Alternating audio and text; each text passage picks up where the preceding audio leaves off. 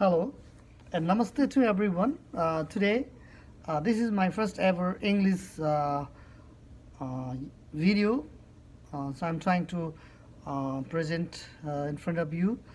And today is I have some topics, as usual.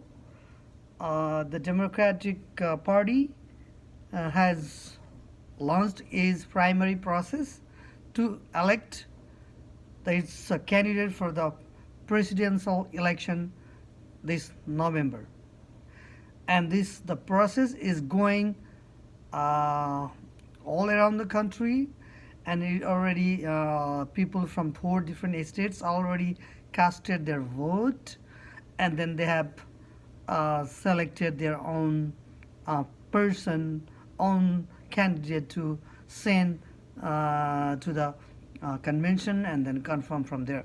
But since there are like 8, 9 different candidates, nobody has really emerged as a unbeatable candidate except Bernie Sanders. Bernie Sanders looks like he's gonna win the polarity of delegates. Means he'll get more delegates than any other candidates in the process in the election, but it doesn't look like anybody will get the majority of delegates, which is 1991 delegates. So looks like it's gonna have a contested convention in July. So it's kind of a lot of things are going on in the Capitol Hill, in the Washington and around the country regarding the who's gonna be the nominee, who's gonna defeat Donald Trump, which most of the voters of Democratic Party and the common people want somebody who can defeat Donald Trump. That's kind of argument going on around the around the country, and in the primaries, although first 4 states, Iowa, Pete Buttigieg has won the primary, but the popular vote was won by Bernie Sanders. New Hampshire, Bernie Sanders. Nevada caucus, Bernie Sanders, and South Carolina won by Joe Biden with a huge margin, 48% Joe Biden and 20% Bernie Sanders, who is in second place over there. And looks like the Biden campaign has long argued that they will start from South Carolina, where there is a majority of Democratic voters are black people, African American people. So his argument is, in a Democratic Party, to win the election, you need to have a broad coalition and the support of black voters. And then, since he won South Carolina with the good majority of black voters, he has argued that he is most electable candidate in Democratic candidates field, But Bernie Sanders, whose campaign is like forever, and they're like a grassroots campaign. He has always championed in the lot of issues that most American care about. Most people care about the healthcare, criminal justice system, environment, and all this kind of stuff. The Not only the Democratic candidate people, Democratic Party members, but overall majority of American people care about. So Bernie Sanders has always straight message to the people, and then that's why his campaign is so energized. A lot of young people, because his issues like college free, tuition free colleges, cancellation of all the student loan, that has attracted a lot of young people, and that's why he's winning a landslide victory under 29, under 30, under 35, something like that. So definitely Bernie Sanders is the front runner, and a lot of people are donating him.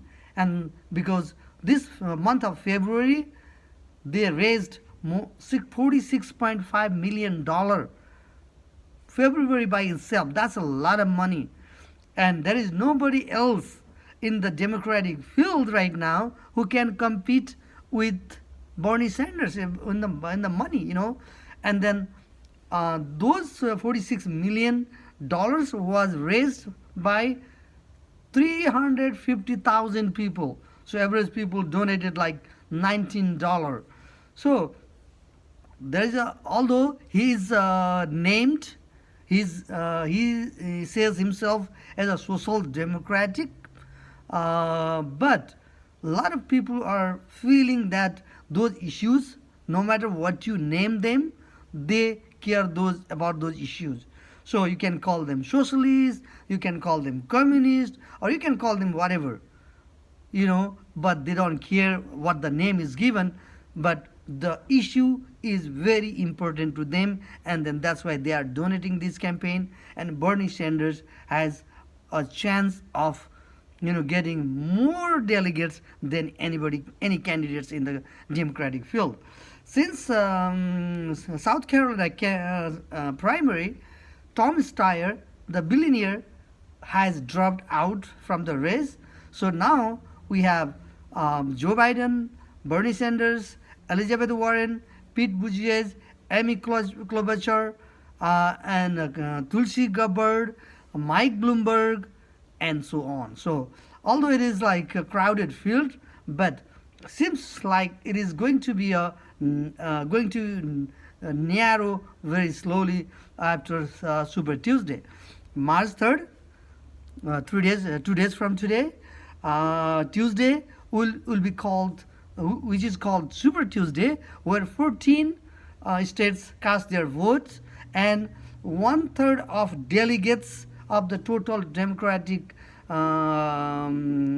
parties, delegates are selected on that day.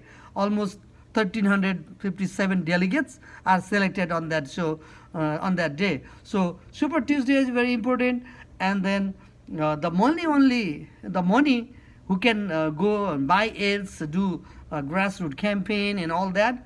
Only Bernie Sanders has the campaign money for the campaign, and Mike Bloomberg has the money for the campaign.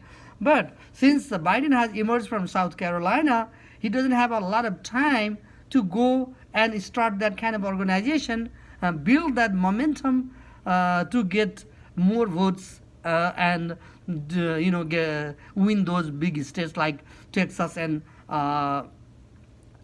California.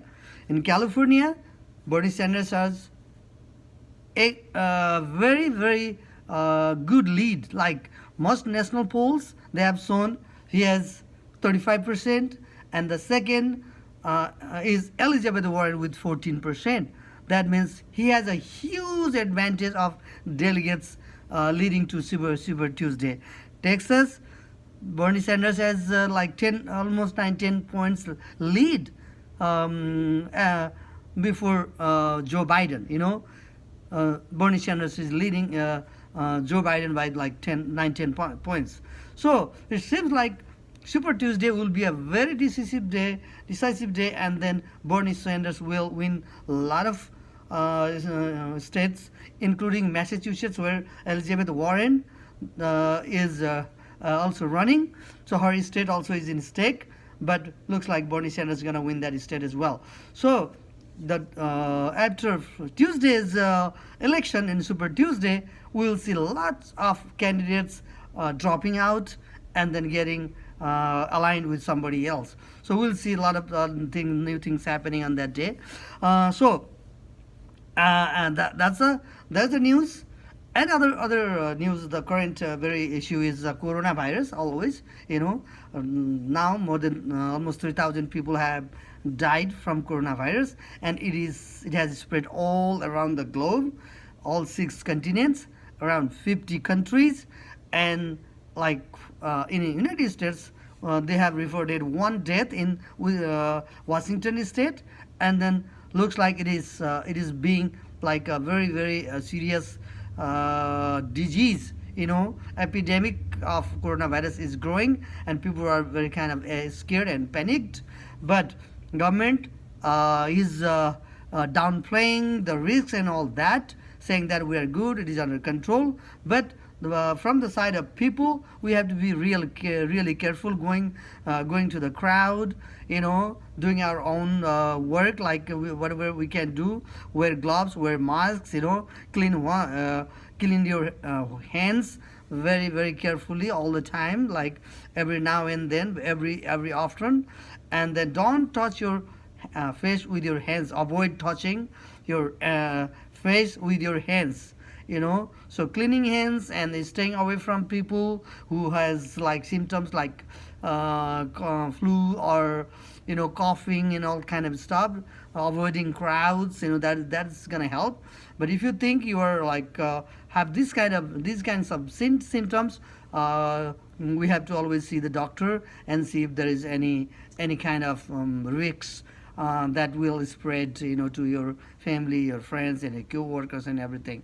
So it is a very scary situation right now, although it is not sure what is going to happen, when it is going to be contained. But still, although don't get panicked, don't be very scared, but everybody have to be very careful about this, because it is getting worse day by day. And finally, the stock market is crumbling. Last week only, American economy, all those stock went so down that the people lost like almost $6 trillion in a week. That is very massive. And the market, because of the coronavirus and then the supply and all that, the investors are very scared, and that's why the stock markets are falling. But since it gets in control, most likely to go back up. But as long as our normal life is not challenged, normal life is not compromised, I think we can always go ahead and do our regular job. But we always have to be very careful that we don't overreact, or we don't be very careless. So we have to be careful. At the same time, we have to be sensible. When we post our comments, our news, our views, and all that, we have to be very careful what we put in there, so that people don't freak out or don't get too much confidence on such kind of very risky things in society happening right now.